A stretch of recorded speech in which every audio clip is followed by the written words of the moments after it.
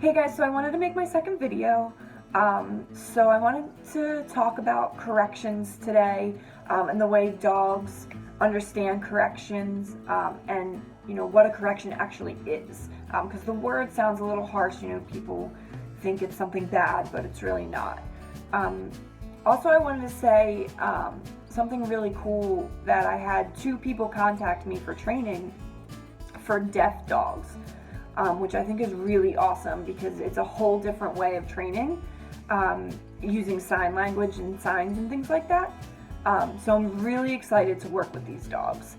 But that is going to lead into what I want to talk about today.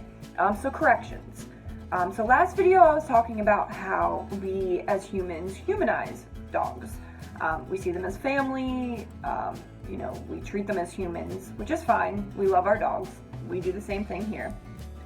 But the thing we have to remember is they don't take correction like we do. They take correction like an animal.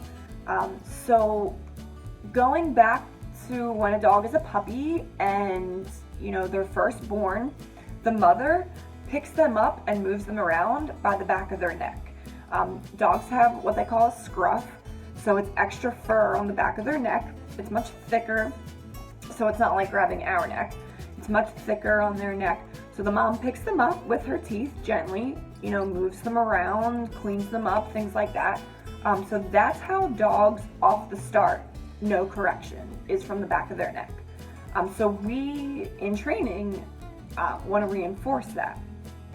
So the first thing you would want to do is get a collar like this. It's called a martingale collar. So what's different about this than a flat collar, so it's shaped like a collar like anything else, but it has this extra part here. So if the dog's neck is through here and you pull up here, it creates that sensation on the back of their neck, adding pressure. Not pain, not choking, it's not a choker. It just creates pressure on the back of their neck, imitating what the mother did. So for training, these are awesome, and I definitely recommend them. So getting back to correction. So for example, you have a dog that you're teaching sit to. Now, like I said, there's a difference between a dog knowing the command sit. So if they know the command and they're just not doing it, that's where correction comes in. If they don't know sit yet, then you start from the get-go and you teach them sit. What you do is you hold a treat to their nose and you pull it back. Wherever their nose goes, their butt will go the opposite. So if their nose is going up and back, their butt will go down.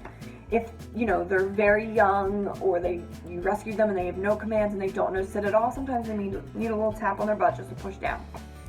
But usually if you hold a treat and go backwards, their butt will go down. Also, taking a step towards the dog, if you ask them to sit and take a step towards them, will also make them sit. So like I said, there's a difference between a dog knowing the command sit and just not doing it because they haven't been corrected. So this also goes along with not repeating commands. So you don't want to say sit multiple times and then treat when the dog sits on the 3rd or 4th time. So what happens is you say sit, the dog doesn't sit, so you repeat, finally sits, and you give treat. Well, in their head, they just thought, well, hey, I didn't get the treat till the 3rd time, so I don't have to sit till the 3rd time. I'll sit when I want to. So they're pretty much training you there.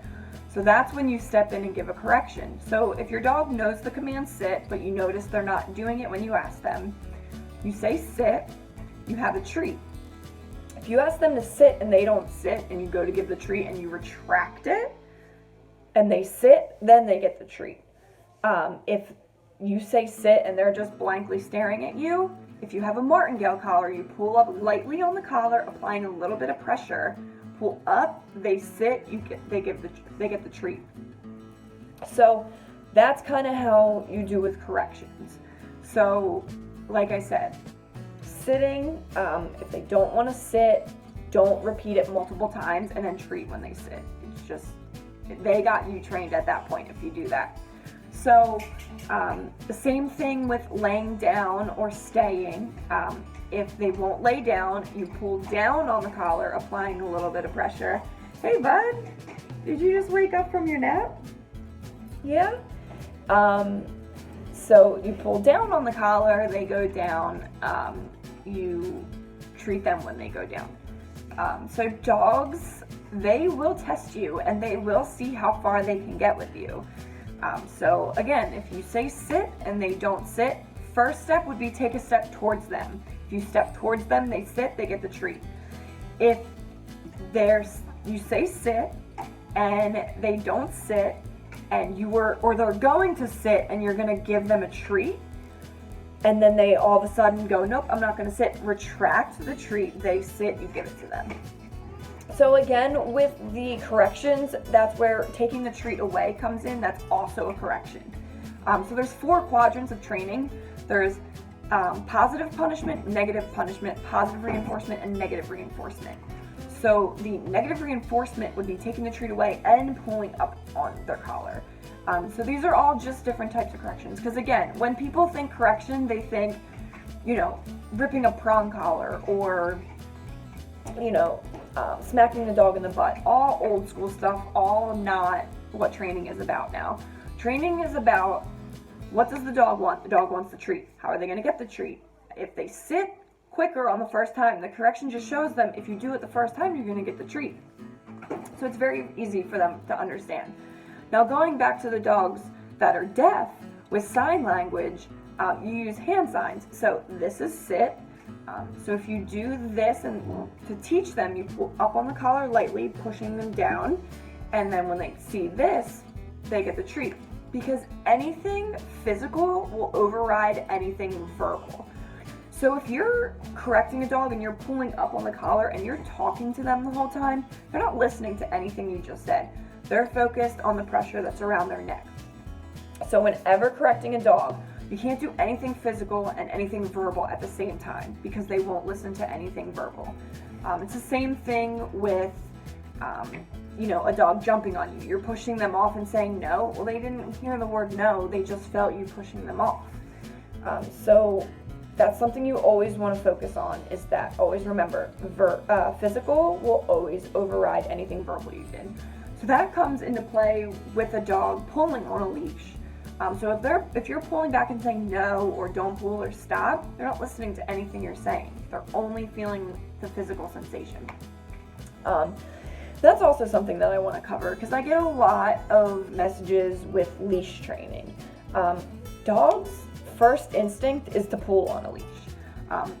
Dogs were bred for jobs back in the day. So, shepherds, for guard dogs and police dogs, hunting dogs, they're meant to go, they're meant to hunt. So a dog's first instinct is going to pull because they want to get going, they want to go on a leash. So to teach that, again, this is where the martingale collar comes in, or you can get a plastic prong collar. And what you do is you pull, this is where training comes in because not everybody can just do this. There's definitely a way with different pressures that you need to know. But you pull back slightly, and when they give in, when they push back too, you give them a treat. So then they understand, okay, if there's pressure being put on my neck and I give in, I get the treat, I don't pull. So it's obviously more, complicated than that. That's where the trainer comes in and things like that. But these are just tips so when you get a dog and you just go out for a walk the first time and you expect them not to pull, well, that's what they're meant to do. They're meant to work, they're meant to go, they want to get going, they want to do things. So leash training is definitely something that you want to start early on a dog, especially in training. So if you guys have any questions, I know it wasn't really elaborate, I wanted to keep the videos kind of short. And then my next video I'll be demonstrating all the techniques that I talk about. So thank you guys for watching.